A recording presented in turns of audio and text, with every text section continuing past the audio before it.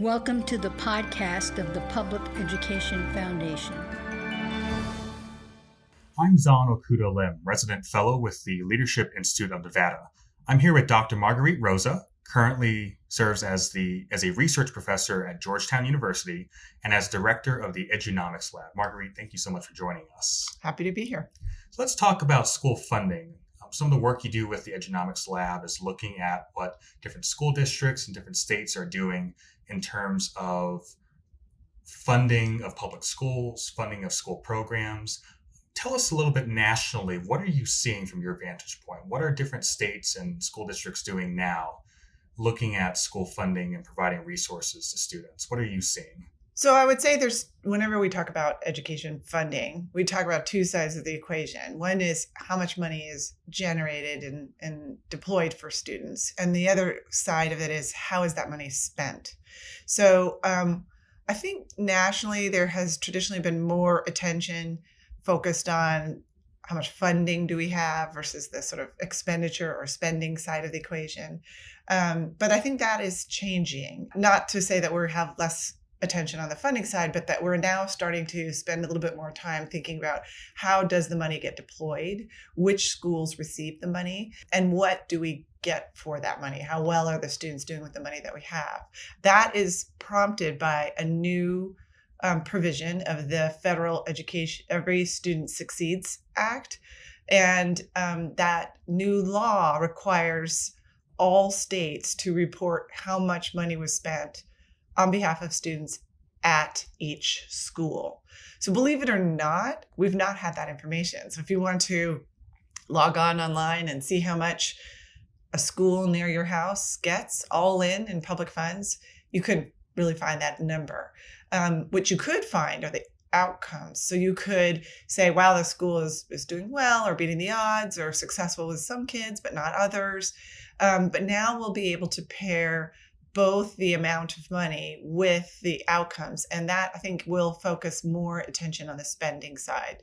It certainly will raise issues of equity inside districts, but also raise a lot of questions for principals and district leaders on decisions that have been made regarding choices around spending those dollars. And some of those are trickling back up to the funding side of the equation. So we are still seeing states take steps to try to address equity issues between districts, but it's really the district to try to address equity between schools.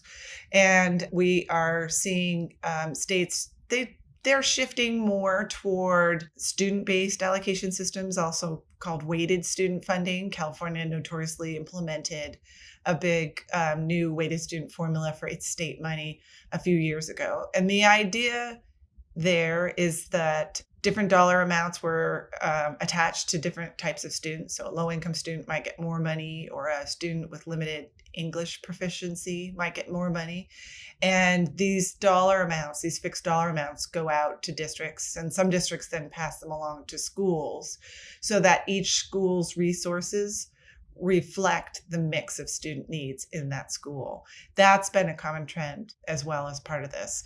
Also on the national front, there's been a push around teacher salaries. And it's absolutely true that as our education system has received more funding over the last several decades, and I mean decades, it kind of goes up and down, teachers have not been the ones to see their salaries grow. They're really, for the most part, stayed flat after you take into account inflation and things. And so there's quite a bit of new pressure from teachers to think about their salary side of that equation. And that is particularly interesting as we may see a more rocky economic future for our country going forward for the next year or two. I want to talk a little bit more about a point you brought up, and that is looking at not only what a school or a school district or a state spends on education, the total amount of money spent or the per pupil amount of money spent, but taking time to look at what outcomes are associated with that sort of spending.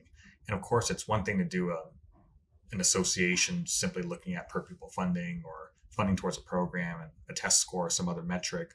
What advice do you have to educators and policymakers who want to find what programs are showing results for student success? What should they keep in mind as they're looking at how much money is going towards a program and whether that program is showing results? Well, this, a lot of legislators do this, right? They think if I'm going to put some money aside, I want to earmark it for a particular program. And I think the research on that isn't great. That the secret sauce isn't in one specific program or another specific program. And I can sort of explain this with a question that I ask groups a lot, which is, kind of a true false question. Two schools with roughly the same mix of students can get the same amount of money and get different results. And they say, of course, that's true.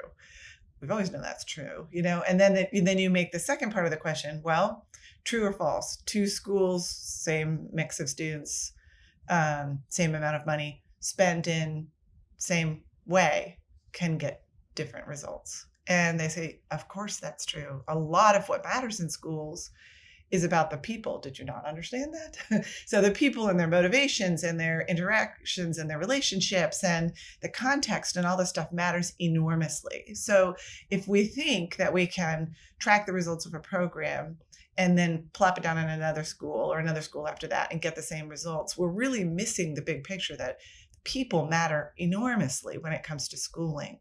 And so I think when legislators are sort of ignoring that human aspect of schooling, they're missing the most important element. And I'm not saying that we can't, think about the relationship and sort of look at what value we're getting for our programs. But I think we also have to recognize that instead of ignoring this human element in schooling, we might need to put it to work on behalf of kids. And that means potentially leaving some room in schools for schools to make decisions about what would best work for their kids. And the problem with deciding which program the state's going to implement is that you've kind of locked up resources long before they've arrived at a school, where they are very familiar with their unique talents and weaknesses of their staff, the talents and weaknesses of their students, the strengths of their community and what they can tap into and what they need to cover for. And if they can tap into that and customize decisions and have some agency in those decisions, we're more likely to see programs be successful. So when we think about funding, that means when we look back at states, there is this tension. Should states decide how the money is spent, or should states leave the money flexible and let districts and schools make those decisions? The trade, of course, has always been, then we'll watch the results. And that's where No Child Left Behind helped us gather and start reporting better and better data. It's not great yet, but over time we're getting better and better data on student outcomes. Breaking but down that's by the flip side. subgroups and Yeah. looking at other demographics. Mm-hmm. So I hear you there on that point for policymakers to keep in mind that it's important to remember money is important, but it's the educators, the folks on the ground in the classrooms, the teachers. Money is spent on programs, how it's being implemented, how the programs are being rolled out. That matters quite a bit in terms of the efficacy of a program and showing gains on student achievement. What other advice or perspective would you say lawmakers need to keep in mind as they're looking at, from their state level, how schools are funded in that state? Because here in Nevada, with the upcoming legislative session, state policymakers are taking a look at our half-century-old Nevada plan, the current state funding model, and are thinking about ways to revisit it, revise it, to better serve student needs today. What other perspective do you think lawmakers should keep in mind as they're revisiting the state level funding formula? Well, I think, what I said in the last comment was that rather than ignore this sort of human element in schools, we need to kind of put it to work and tap into it and energize it and have it work on behalf of kids.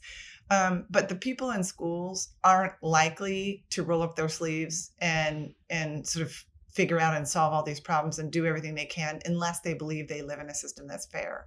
And that means getting fair and equitable funds. So if you're a school that gets half as many resources as another school down the way with similar students, you can say, come back and talk to me about outcomes as soon as you come back with my share of the money. And I think you have a point, right? So I think what the lawmakers need to think about really hard is the equity part of that. That's a precondition if we want to engage people inside schools to do the most for their kids. They have to believe they live in a fair and level playing field. And so that means for the lawmakers, we've got to look at a system where when resources are generated for when schools know how much they're getting. So a lot of this new information has to be available to schools. They ought to be able to see how much resources their peers are getting. They ought to look fair and equitable. Schools with more students with high needs ought to get more money. And that's where we can tie money to students and types of students, potentially leaving it flexible for schools to use. And then we can get some more likely better outcomes out of that money.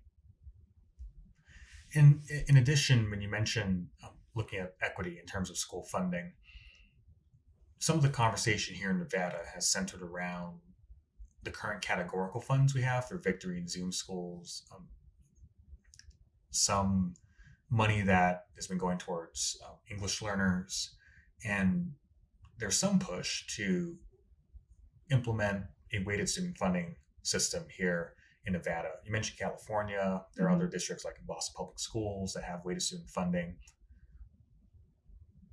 What are some possible obstacles that a system would need to overcome in order to implement a weighted student funding model that equitably serves students while accounting for some of the issues that a district might face in rolling out such a system?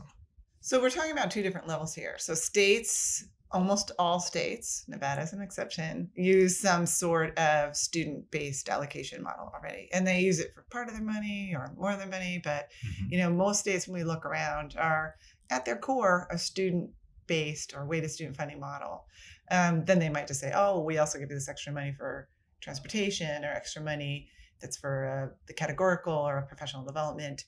So I don't think the state part of it is not particularly novel, although states are kind of making it more formalized. When a district then decides whether it's going to move those monies out to the school, that's the next level down, there's several considerations they might make. I don't think the technical problems are really the hard part. They're not. I mean, the district still maintains the books, so it's not that complicated. What I do think the hardest transition can be is, well, what if you roll it out in a way that some schools lose money?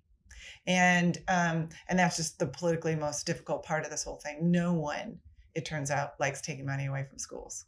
No one, even the schools that stand to gain, don't. They're like, oh, I can't wait to get my new money, but I really feel bad about you guys taking away from that school over there.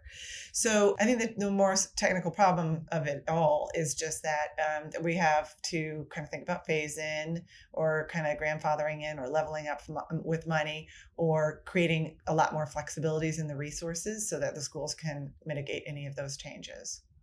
And then the other thing I'll say that both states and districts will want to think about is, because of the clear role that schools and districts play in spending the money, I think we want to see more training go in for that. And this could be a self-serving recommendation because I do training for principals and district leaders. But we think that, deciding how to spend the $650 billion in public funds in this country is a really big job. And most of those who land in the role of principal, potentially district leader, even school board member, haven't had much in the way at all of training on the finance part. And state requirements for training for certification that includes finance, or for school board members to get some training, even for district leaders, I think would go a long way in making sure that any new resources trickle down in a way that brought around benefits for their students.